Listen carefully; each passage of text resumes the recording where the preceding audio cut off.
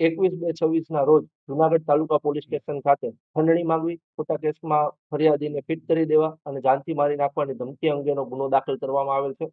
જે ગુના અંતર્ગત કીર્તિ પટેલ નામની વ્યક્તિ જે છે તેની ધરપકડ કરવામાં આવેલી છે અને આ જે કીર્તિ પટેલ છે તેની રાજસ્થાન ઉદયપુર ખાતેથી ધરપકડ કરવામાં આવેલી છે અને હાલ તેની રિમાન્ડની પ્રક્રિયા ચાલુ છે અને પોલીસ દ્વારા તેના દિન 5ના રિમાન્ડ માંગવામાં આવેલ છે અને રિમાન્ડમાં જે ગુનો દાખલ થયો ત્યારથી કીર્તિ પટેલ કઈ જગ્યાએ ગયેલ છે, આ ઉપરાંત અન્ય કોઈ વ્યક્તિ તેની સાથે સામેલ હતા કે કેમ, આ ઉપરાંત જે સહ આરોપીઓ પકડવાના બાકી છે, અન્ય જે આરોપીઓ જે 4 છે તેને પકડવાના બાકી છે, તો આ આરોપીઓ કઈ જગ્યાએ છુપાયેલા છે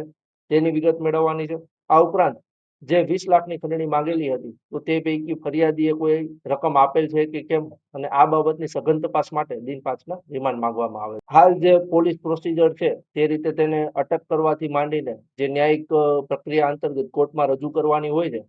તે પ્રક્રિયા સઘન રીતે અને ઝડપી પૂર્ણ થાય તે અંતર્ગત આ કાર્યવાહી હાથ ધરવામાં આવેલી હતી. હાલ કીર્તિ પટેલે પોતે સહમતિ આપેલ હોય કે આ જે ગુનો બનેલ છે તે ધાર્મિક લાગણી દુભાયેલો હોય અને અન્ય કોઈ વ્યક્તિ કે તેના ઉપર કોઈ